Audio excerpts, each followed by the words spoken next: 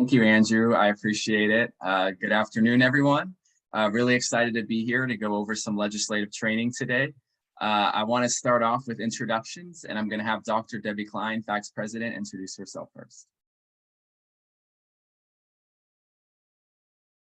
Thank you, Evan, and thank you, Andrew, for having us here today. We're so happy to be with you. We know you've had a long conference already, so I hope the conference is going well. I hope you all are staying healthy and safe out there. It's very challenging times, and I just wanted to acknowledge that. So thank you for being here. I just was going to tell you a little story about how I came to advocacy work. And I'm FACT's president, but I'm also a professor of anthropology. I've been teaching for 20 years in the community colleges. I started teaching part-time at Cabrillo College in Santa Cruz, and I've been teaching for 15 years in Gavilan College in Gilroy. And so I guess I'll go back to when I came out west from the East Coast, and I was coming out to Santa Cruz, to UC Santa Cruz to do graduate school. And I was young and had student debt and no money to my name. And I was having to survive here in Santa Cruz, where actually I still live today. And so the first thing I did was I got a job as a cocktail waitress at the Coconut Grove, which is on the Santa Cruz Boardwalk. Some of you may have heard of that. And it was actually I was happy and lucky to have that job. And then I was a teaching assistant in my class to support the faculty at UC Santa Cruz. And so the way that graduate students support ourselves is that we would be teaching assistants, and we would do pretty much all of the teaching. We taught smaller sections. The classes were about 500 students, and we did all of the grading. We created all of the assignments. And then back then we wrote narrative evaluations, and it was a lot of work. And when I was starting out, we weren't unionized yet. And I got involved with other graduate students to help unionize the graduate students at that time.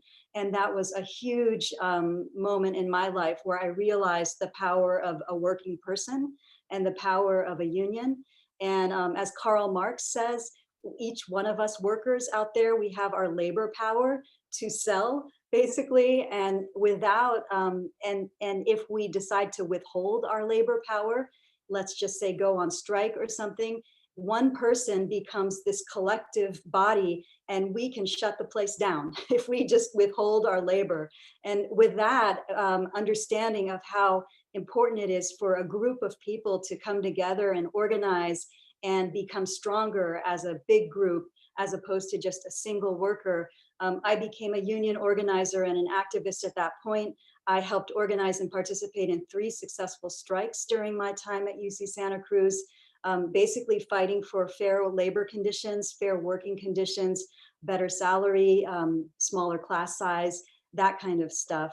And then cut to the present, when I learned about FAC, I was very excited that an organization like FAC exists to help us tap into our political power and participate in the political process as an advocacy organization on behalf of the faculty and the students and the communities of California. And so I think I got that big awakening as a union activist, and want to carry that excitement that I have, knowing that it's us all together that we are all stronger together, and we can make a difference if we participate in the political process. So that's my little story, and I'll toss it over to Evan. Thanks, Debbie, appreciate it. So my name's Evan Hawkins. I'm the executive director for FAC. I am a former community college student myself. I attended Sierra College in Rockland, California, just outside of Sacramento. Had just an incredible life-changing experience at community college. I would not be where I was today without community college, and particularly the community college faculty that guided me really to where I am today. And that's why I feel so fortunate to be able to work on behalf of our system in my role as the executive director for FAC. After my time at Sierra College, I was fortunate enough to be able to transfer to UC Berkeley. And it was there that I sort of was trying to figure out what the heck I was going to do with my life. And being in an amazing place like Berkeley really opened my eyes to a lot of different experiences, but really wasn't quite sure what I wanted to do. And at the very end, right when I graduated, I came back to the Sacramento area and actually got an internship in the Capitol through a program called the UC Center. I did an internship in a legislator's office and had just the most incredible experience, and was fortunate to decide that this is what I want to do with the rest of my life, is this sort of political work and this policy work. And that also happened to be in 2008, which for me was the most important election at the time, I guess, in my life, and was just very inspired by then presidential candidate Barack Obama, who personally inspired me to get involved in this work and work on campaigns. And that's what I did. So after my internship concluded, I helped some city council members and some school board members get elected here in the Sacramento area. Certainly value that local work and why that's so important in our democracy and our civic life, certainly like our community college districts are, right? So had that experience and was working on campaigns, and then got an email about a position opening up at FAC for their membership director. This was over 8 years ago, and thought, wow, like what I really want to do is work on community college policy issues. This is what changed my life. This is what I'm very passionate about. And I applied, and fortunately they selected me. And after working in that capacity for a number of years, my predecessor retired, and I decided to apply for this position and was selected. And I feel so grateful and so humbled to every day be able to do this work on behalf of some just incredible, amazing faculty within our system. So that's really what guides me. That's what my values are. But my expertise comes from the work I have done in the legislature, from being an intern, from all of the lobbying work and political work I've done ever since. And that's the expertise I'm hoping to share with you all to talk a little bit about the way you all can be most effective when it comes to advocacy. And that's what our organization's about. That's what my job is about. And it's so critical to ensuring that our voices are heard. And today we're going to be talking about how critical it is that the student voice is heard. And it's incredibly critical.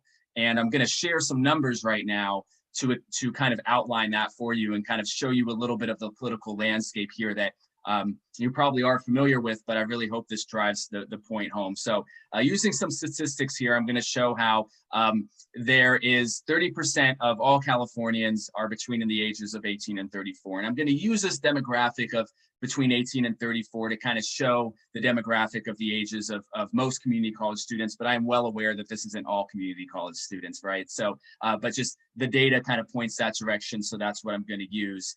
However, only 20% of likely voters in the state are between those ages. So if you're looking at the electorate, and of course that's how much of our policy is determined, this proportion of folks are underrepresented within that.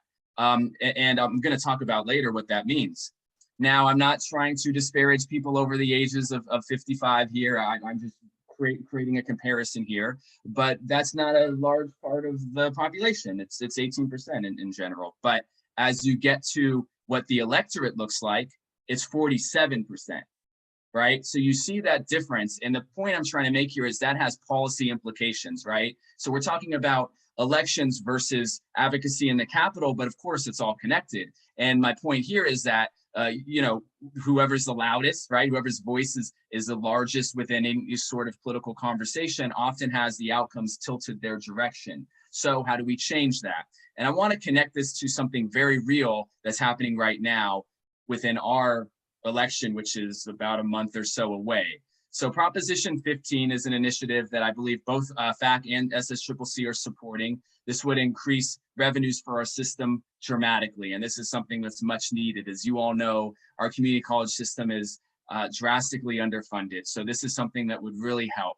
And it would basically alter the way that commercial property tax is assessed, valued, and as a result of that, and closing some loopholes there, would provide more resources. So this question was asked just recently by the UC Berkeley Institution of Governmental Studies, and it was a polling question. And this question, the respondents between the ages of 18 and 29 now, that's kind of how they split it out, 61% said this is a good idea, that we should do this to bring more resources for our community colleges, for our communities, for our schools. This is something that should pass. However, when you look at the age breakdown of folks over 65, it's only 44%. And then if you look at that electorate, these are folks that happen to be voting at higher rates. Now, I'm Fortunately, this proposition is actually polling pretty decently right now overall. I think it's about at 51% in this poll. But I think it goes to show how, you know, how engaged you are in the process, whatever that process may be, has implications, excuse me. So Proposition 16, which is a proposition that would reinstate affirmative action in sort of whether it's hiring or whether it's, you know, when it comes to admitting students into public universities and colleges. This would reinstate affirmative action after it was banned by another initiative, Prop 209, a number of years ago. Same question, same demographic here. So 33%, which to me, this was very low. I'm sort of very surprised by this poll, say they would support that. And it's actually right around the same. So this is sort of an interesting dynamic that is much different than sort of what I shared before. But I guess the point here is still to show that, well, one, to show we got some work to do on this initiative, but two, to show that there are sort of these differences in it when it comes to messaging, when it comes to sort of how you're going to engage in that process, they matter. And these differences are even more pronounced in legislative advocacy, I've found in my experience. When we're in the Capitol lobbying legislators, talking to staffers, those sort of things, they often do want to hear the student voice, but the student voice often is a much smaller component of what they're hearing than other voices. So how do we change that? That's what we'll talk a little bit about today. But I really want you all to know that your voice is needed, it's valued, it will make an impact, I can promise you that, and it will change policy. And I think that's why you're all here. That's what we're trying to figure out. And I've seen it happen, Debbie's seen it happen in the meetings we've been to. So we're gonna talk a little bit about how we can prepare you for doing this advocacy work in the future here. So we have a little bit of a sort of training that Debbie and I are gonna do, and then we're gonna talk a little bit about some best practices, things of that nature. I wanna certainly encourage you all to ask questions at any moment in time when you have them. And then we're gonna break into groups and we're gonna do some scenarios. We'll talk about that a little bit later in more detail. So I've kind of broken down how you lobby into sort of 3 different things to think about. It's kind of like what you think about before you go into the visit, what you think about when you're in the visit with the legislator, and what you think, what you got to think about afterwards. So when it comes to thinking about the visit before you get there, there's quite a bit to think about. The Capitol is an interesting place. It can be very intimidating with all the folks, powerful people that are in the building. It's very busy. There's lots of people in there. Of course, there's high-powered lobbyists, all these sort of things. There is a culture to it to understand. And when I first started in this work, someone shared some really good advice with me that may resonate with you all, which is the Capitol is like high school. It is just like high school. You say something, it's going to get around. Someone else is going to say it. There are groups, there are power dynamics, there are those sort of things. It is very similar to that.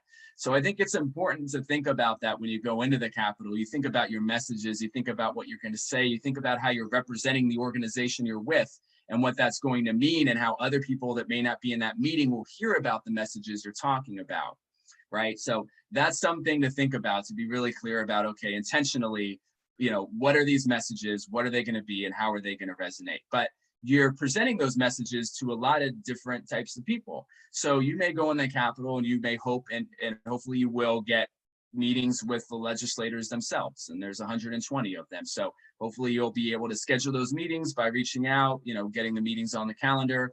But oftentimes you'll be meeting with the legislative staff.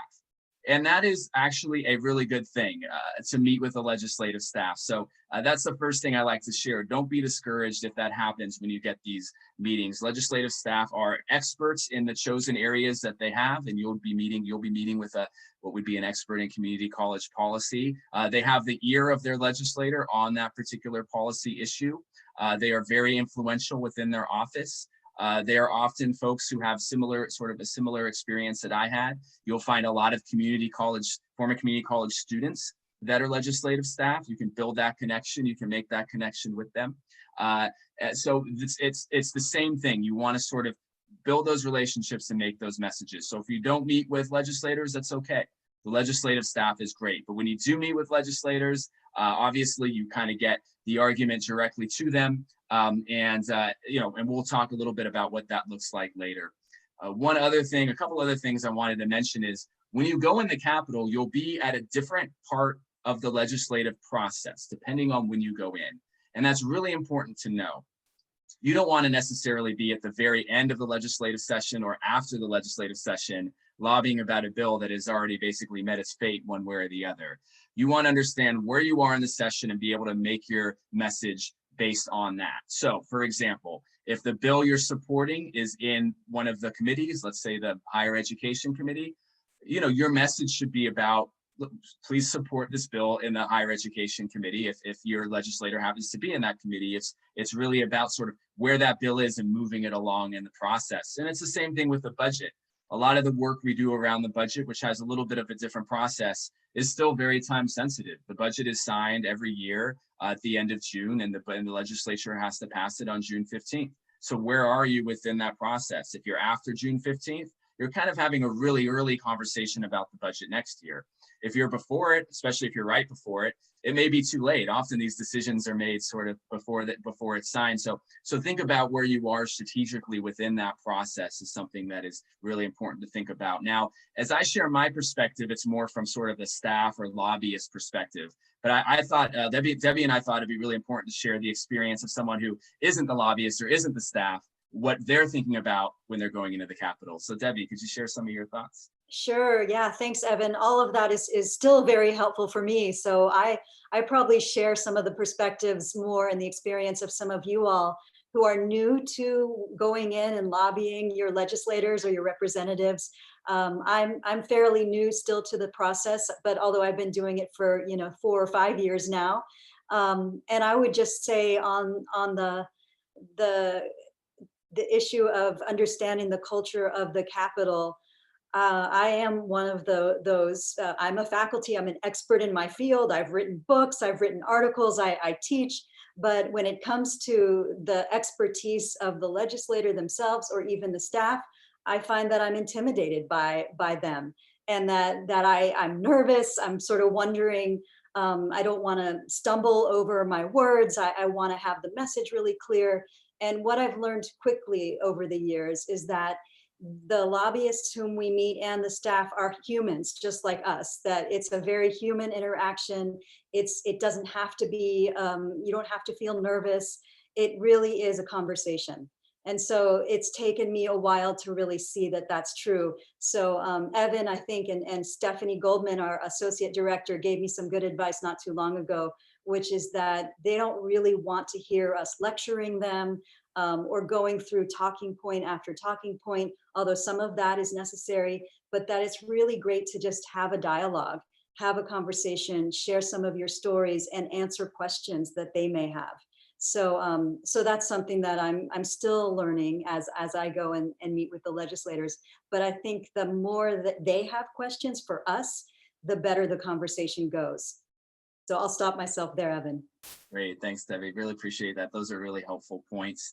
So once you get to the Capitol, you've thought about all of this stuff, you showed up, you got your suit on, right? You're ready to go, ready to have a great day in the Capitol building. Here's some things to really think about when you're there, right? So you always want to be on time. And certainly in this COVID environment, it's sort of weird about thinking about being anywhere in person. But back when we get to that, where if you have a Zoom meeting with a legislator, you still want to make sure you're punctual. You're only going to get a short amount of time, right? You're probably going to get at most 30 minutes. So you don't want to lose a second of that time to be able to make your point and make your message. You want to be organized within your group. So often you'll have maybe a group of 5 or 6 folks who are meeting with the legislator or the staff. And you want to have one person who can be the spokesperson, who can facilitate the conversation. They aren't going to be the only one who speaks, but to be able to make sure the conversation is on time and everyone gets an opportunity to speak, kind of have someone who is the lead. Be concise and be honest. Certainly, again, as I mentioned, not a lot of time. And there are going to be times where you may get a question or something that is a tough one. Every policy has potential downsides or implications. Maybe it's expensive or something like that. It's okay to be honest about that. You don't have to say, no, actually, it isn't expensive. If it is, if it's expensive, it's expensive. But be honest about it. Say, look, yes, this would be an investment. However, this needs to be a priority because of X, Y, and Z. So Instead of deflecting, it's more about trying to figure out how to re-engage that point into the argument that you're trying to make, and be honest about that. Focus on the policy and not the politics. So it's an interesting dynamic because those overlap quite a bit. But within the Capitol, you're actually not allowed to talk about the politics at all. It's a public building. You're on the public time. So if you're talking about, oh, please support Prop 15 or 16, that wouldn't be okay, for example. It's about the policy, the legislation. Please support, I'll just use our example of a bill that we just had signed. Please support AB 2884. That is all good. So focus on the policy and prepare for pushback. And that's okay. You want to have pushback. It's a conversation. This is our democracy in action. There's disagreements, there's questions. Just be prepared for it. And it may be intimidating. You may think you might not have the right answer, but that's okay. I don't have the right answer a lot of the time. You do your best, and then you build a relationship to where you can follow up with them. You can say something like, well, let me get back to you on that. Totally okay. And you get back with the information. That's totally normal. And just be prepared for that. Expect that. And tell your story. And this really should be underlined. This is the most important part to, I think, being successful. Your story is so important to our community colleges and the policies that occur. And this is something that resonates with legislators more than anything else, certainly more than anything any lobbyist can say. You will have, and you'll see this frequently, you'll have a legislator on the floor of the Assembly or Senate talk about, I had a constituent the other day that told me they couldn't enroll in their classes or something. So we really need to increase more funding to open up more classes. Those sort of connections occur all the time. And when you tell your story and it really resonates, that's what they'll remember. So don't be shy, tell your story, be proud about it, share it with our legislators as much as you can, but always end with an ask. So this also should have been underlined here. These are kind of two most important things at the end. Always end with an ask. There has to be something that you're asking from the legislative staff or legislators, and often it will be supporting a bill, right? So perhaps SSCCC has a sponsored bill. It's, please support that bill. And again, you'll want to think about where you are in the process. I know your leadership can kind of help guide you with this, but please support our bill in higher ed committee, right? Please support our bill on the floor. Those sort of things, those sort of asks are really critical. And then that way you have an idea of where you're at on those particular bills. So I'll kind of pause there and see if Debbie, you had any thoughts about kind of the meetings themselves and sort of your experiences.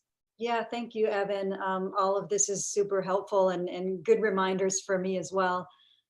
Yes, I would just add a few things, and that is when you're in the meeting itself and you're listening to each other's stories, and often you'll be practicing this in just a minute. So it's sometimes nice to echo your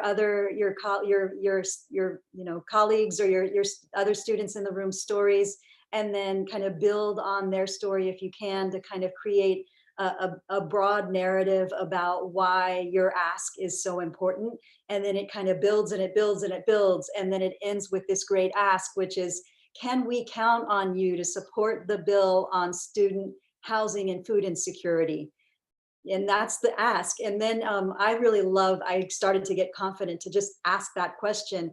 And the can we count on your support question is sort of the moment of truth, where you see the eyes of the staff or the legislator they have to answer you. And I've gotten a range of answers on that question, but it's always great when they say yes. But often they'll say, well, we don't usually promise support here in this kind of a meeting, but get back with me when, so it's just nice to be very clear about that ask at the end of the session or the end of your meeting. And then another thing that I learned about these meetings over time is that you may not know all the answers then, as Evan said, and that's fine, but to make sure that they know you and that they have your info. So make sure to give them your email or your, whatever you're comfortable giving them, your text, so that when they have a question about the bill, the first person they call is you, because you're the expert, you're the person who can help them figure out the question that they have. So if you leave that office knowing that they know who you are, then that's a huge success, and it will pay dividends in the future.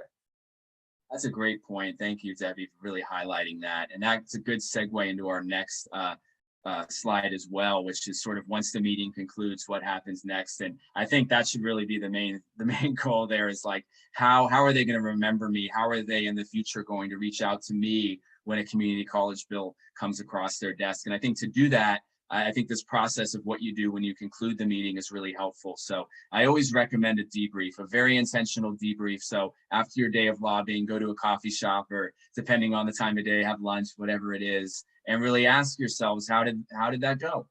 How did that go? How did you feel? I think there's really sort of a human aspect to this too. Were you nervous? Were you nervous at the beginning and then you got more comfortable, right? Like those sort of things. I think it's helpful for everyone to understand kind of where they're at and how things went. And then once you get kind of beyond that, you can talk about, so what arguments really worked well? What was successful? What points you could tell really resonated? And often the way you'll identify this is if you say something that the staff member maybe writes down, or the staff member says, oh, okay, like something like that, where that was a point that they maybe hadn't thought of, or something that maybe fit with what they had already thought, which it's always good to kind of have reassurances there. So let's try to figure out what worked, and alternatively what maybe was less successful based off of maybe there wasn't as much of a response. Maybe one part of your messaging no legislative staffer ever wrote down, and maybe that's something you can skip next time. So those sort of things are really helpful just to get better at this. And like anything, it takes practice. No one's going to be an expert at it at day one. So I think it's helpful to acknowledge that and just sort of sit down and kind of learn from the experience overall. But there's still more work to be done, of course. It's not just one meeting and that's it.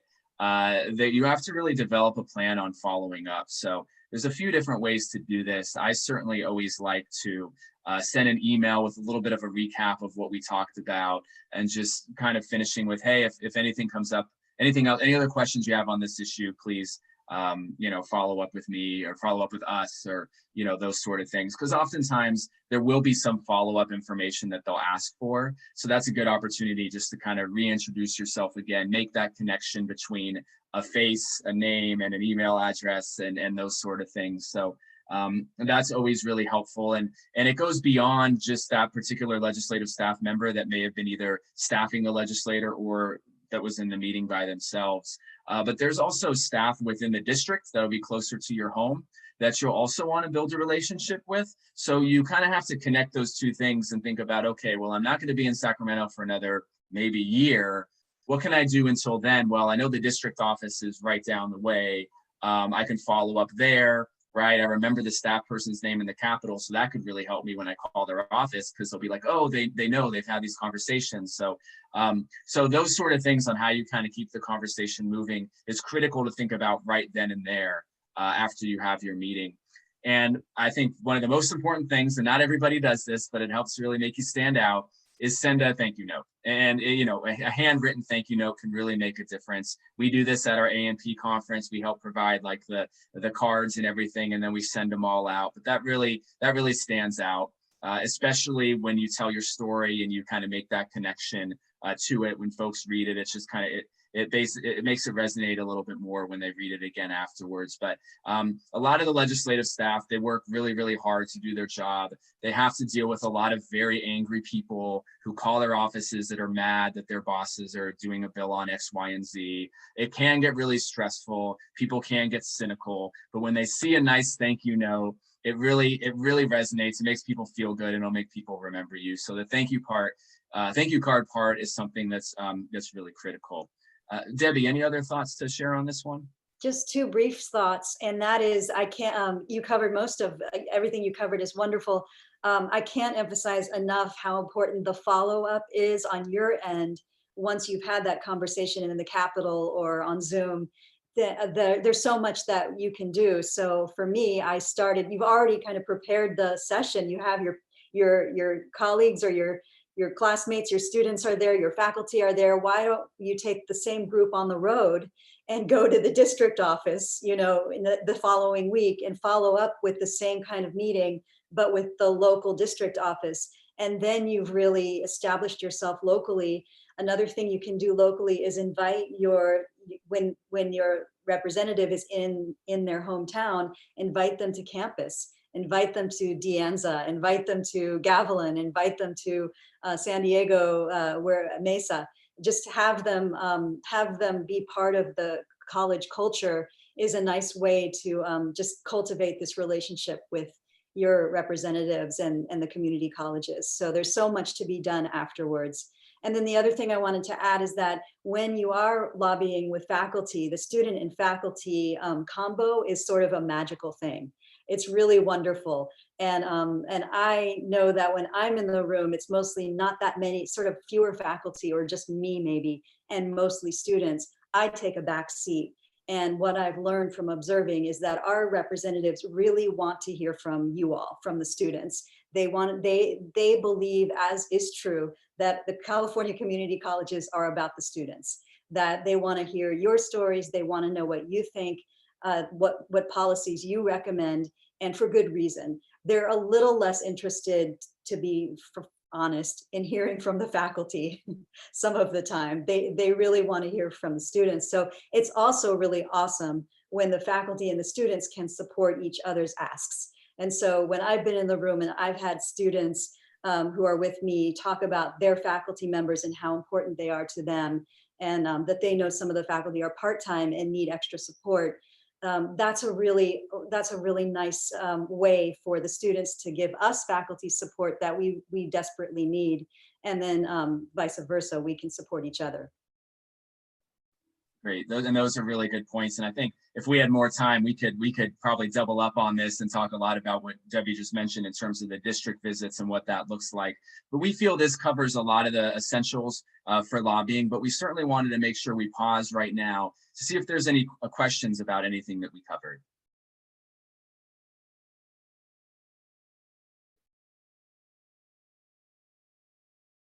And if not, that's okay too. I didn't necessarily see any in the chat, but I just wanted to give folks an opportunity. We'll also have a Q&A at the very end as well. So after going through sort of these best practices, the next thing you really got to do is you got to practice it. So we're going to do our best in this virtual modality to make that happen. So what we're going to be working on is sort of trying to break you into breakout groups and to practice this, and you each take on a different role. So these numbers that I have here are based off a larger group, so we're going to adjust those here for you. But basically, you're going to have a group of it won't be 10 people, it'll be probably closer to 6 or something like that. And each person will have a different role. So one person will pretend to be the legislator, and then one person will pretend to be the legislative staff. So they'll both be oriented in the same way of basically being there to serve in those positions, be able to hear the message coming from the SSCCC advocates, and those will be everyone else in the particular breakout room who are making the arguments about what bill they're supporting. And we're going to prompt you on all this, so don't worry about that. So each person will have a role and they'll play that role. And this should be a lot of fun. You can really kind of practice what it would be like if you were a legislator, how you would respond to questions, what your thoughts would be on the particular issue. Legislative staff would do the same and sort of support the legislator in that role and be able to kind of ask questions themselves. And then the SSCCC advocates will really be, as a team, trying to figure out how to persuade the legislator and the legislative staff to their position using all of the tactics we just outlined. So finishing with an ask, for sure. Definitely want to finish that. Being strong with your message, making that next message connect, telling your story, right? Telling your story is a big part of it as well. So what we're going to do is Debbie and I are going to practice this for you. And then we'll pause to see if there's any questions, and then we'll break you into your breakout groups to do this yourself. So the practice scenario that Debbie and I are going to work on is the following. So the issue that I, as a lobbyist, will be advocating to Debbie as the legislator will be student housing and basic needs coordinator at each campus. And the legislator, again, as I mentioned earlier, to understand the culture, to understand what office you're in, you have to know who the legislator is. In this particular scenario, the legislator is a terming out moderate Democrat. So by terming out, that means this is their last year in the legislature. They're done. They've been there for a really long time, so they're kind of seasoned, maybe a little bit cynical, and more moderate in their political philosophy, right? So there's a different message for that type of person. They also have some experience serving on the Senate Education Committee, and that means that they you'll probably know our issues a little bit better than maybe a legislator who had it. So With that, Debbie, when you're ready, I can get started here. We'll go scene and go. Are you ready? Yes. Okay, great. Senator Klein, it's so great to see you. Thank you so much for taking time to speak with us today. How are you doing? Oh, thank you it's really great to meet you, Evan, and your team. I'm doing okay today. The air out there is not that great, as you know, but still hanging in there. Yeah, what would you like to talk to me about today? Yeah, so I'm here on behalf of FACT today, and as our community colleges are so vital for our state. Within your district, I know you have a few that you've been champions with over the years, and I know with your time on the Senate Education Committee, you've worked a lot on community college issues. We've really appreciated that, and that's why we're coming to you today with something that's a priority for us. We hear from our faculty that hear from their students every day about the basic needs challenges that we're facing, frankly, across the entire state. Should be no surprise to you. I mean, the increased housing costs, the cost of food. This really has an impact on students, and we understand that we're in a particular environment right now where resources are limited. But in order for our students to be successful, we have to make sure that they have their basic needs met. So what we're proposing is something to really connect the dots here. We believe that this bill that we're proposing that would create a coordinator for each community college campus could really connect the dots for our students who are housing insecure, food insecure. And by connecting those dots, we can provide more resources for them. We really would appreciate your support on this issue. I know we talked to your office beforehand. Is this something that you can support when it comes up on the floor here in a few months? Wow. Well, thank you for filling me in on the ask, on the situation at hand. I've been hearing about that around the Capitol, and of course in my own district, that the students are struggling. But to be honest, I know that the system is underfunded. What are there something like 300 community colleges, and a coordinator at each college? That sounds really expensive. And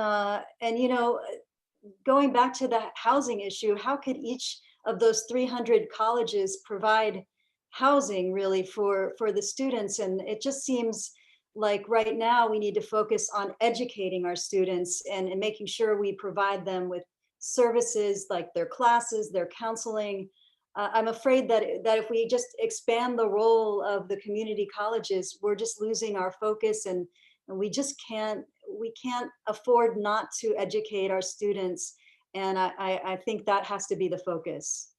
And I appreciate those points, certainly. And we know from many of the bills you've championed and things you've supported over the years, we understand that resources are definitely a big part of this, right? We have so much we take on within our community colleges, and we agree with you, right? Education is key.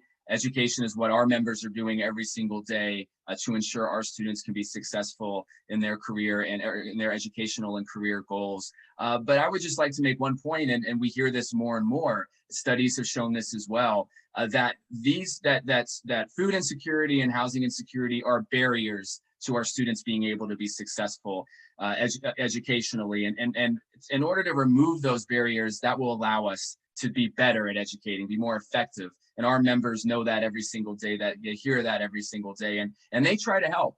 They try to help within their own capacity of connecting the dots here, but it's very difficult to do so. And they want to do what you're talking about, right? They want to focus on education, but it's challenging too with all these other issues occurring. And we understand that our community colleges won't be able to house everybody, but we really do believe that with a coordinator, we can get our students to somebody that can help with that. And right now that doesn't really exist. So in our view, this is actually a pretty cost efficient way of connecting folks to the bigger resources out there. So I certainly appreciate your points, but I'm wondering if if those sort of arguments would be helpful for you to sort of think through this. We can help provide some data on that as well, if that would be helpful.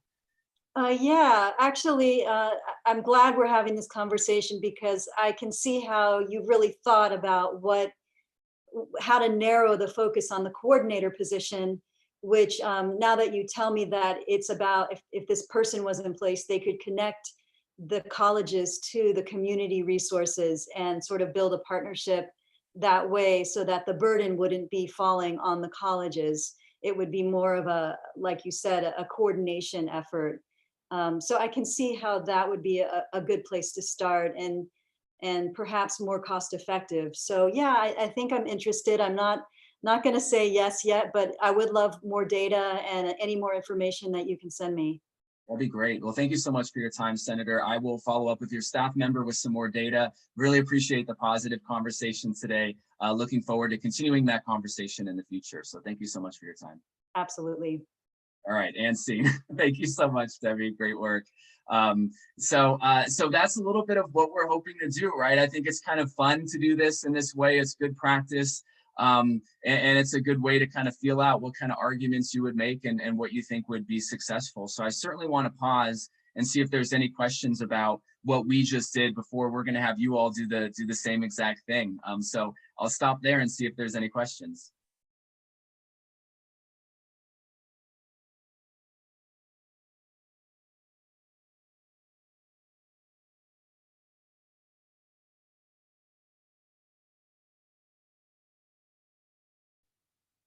All right, well, that's okay if there aren't any. I see something come up in the chat. Okay, nope, that was something else. So that sounds great. So what we're going to do is there will be, you each will go into a breakout room for 8 minutes. I think that should work with our schedule here. And yeah, that should work. And then so you on your own will sort of assign who will be the legislator, who will be the staff member, and who will be the advocates. Making the different arguments. So if you're the advocate, you'll be from my perspective of making the arguments.